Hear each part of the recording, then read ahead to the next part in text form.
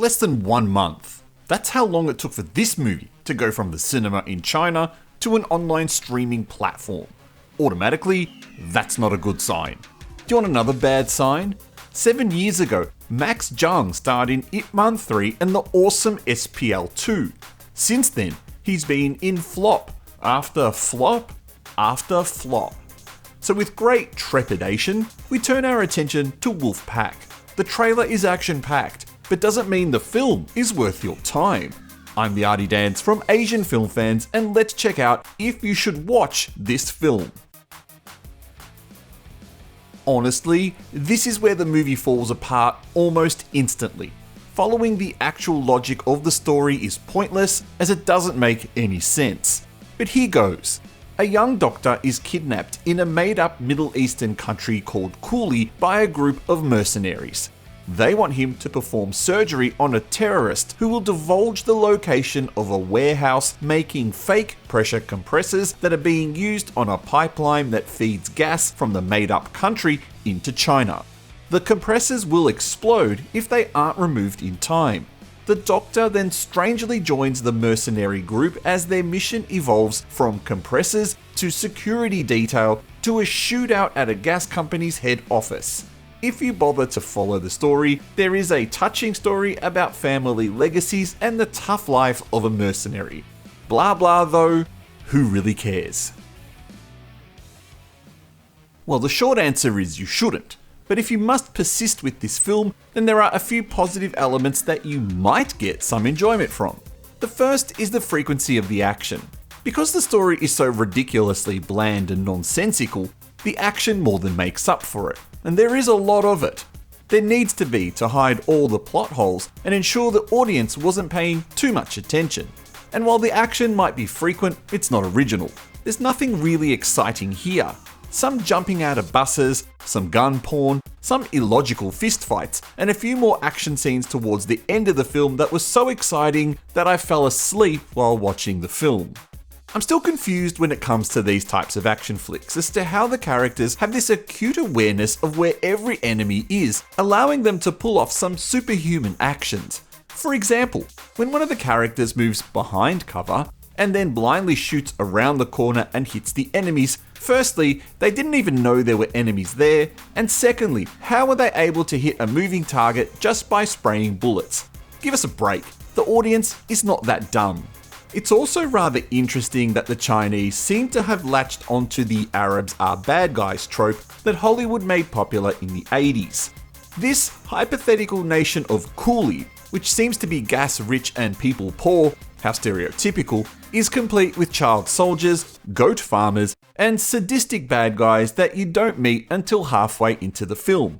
One of those bad guys is played by Italian actor Diego Dati, who, if you're a big Chinese monster movie watcher, will look familiar from films such as Killer Bee Invasion.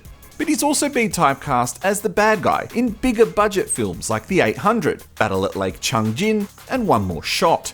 He's not quite Scott Adkins level of generic Western bad guy in Chinese movies, but he seems to be inching closer and closer. Following on from that, I suppose the cast of this film could be seen as another positive. But really, it's just an utter waste of talent. It's clear from the get-go this movie was destined to be a headline title for one of China's main web streaming services. Somewhere along the lines, someone thought it might be a good idea to release this in the cinema due to the absolute dearth of movies available this year. As we know, that cinematic run wasn't very long, but the cast can't be blamed. Headlining the movie is Max Zhang, who, as I mentioned, went from potential action superstar to second run star. His career path is going in the same trajectory as other wasted potential stars as Vincent Zhao and Louis Suwong Fan. Admittedly, Max does a good enough job with this film, but it's just a waste watching him in such a poor action film like this. Then we move on to the support cast, which includes Aarif and Luxia Jiang. Here are another two actors that are in danger of following Max's career trajectory if they're not careful. Aarif has been in some great films, the blockbuster Cold War II and The Thousand Faces of Luxia. He was even in the decent thriller Fireflies in the Sun, and that was pretty recent. This movie, along with Special Couple, will stick out like a sore thumb on his filmography, but not as bad as it will for Luxia Jiang. She's been in some great action films with some big stars. The Last Tycoon with Sammo Hung and Chow Yun-fat, Dante Lamb's Operation Red Sea with Zhang Yi, and the awesome 2020 fantasy film Double World. That movie was surprisingly awesome, and now she has this on her filmography, complete with her bleach blonde short hairstyle that just looks too try-hard.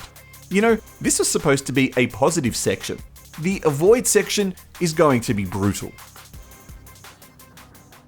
Well, if I haven't already turned you off with the positives, these negatives are going to solidify my opinion. The movie's just illogical. There's about 4 or 5 different plot points in the film. This should have been a 10-part TV series. It would have made more sense, and there could have been more time given into explaining the story and character motivations. Because, as it is, Aarif Lee's character changes his tune in the movie so many times and in such quick succession that it will make your head spin. I won't give away what happens in the film, but his character evolves so quickly that most normal movies would do it over 3 sequels. This also means that all the characters are simply one-dimensional. Whenever there is some downtime in action, the movie throws a bit of lore our way. Sometimes it even does it using black and white flashback footage. But it only does this for the 3 main characters. God forbid the rest of the mercenaries could get a bit of personality thrown their way. Okay, except for the guy whose girlfriend is pregnant, but still pretty throwaway. Now let's explore the acting. Wow, that's really all I can say.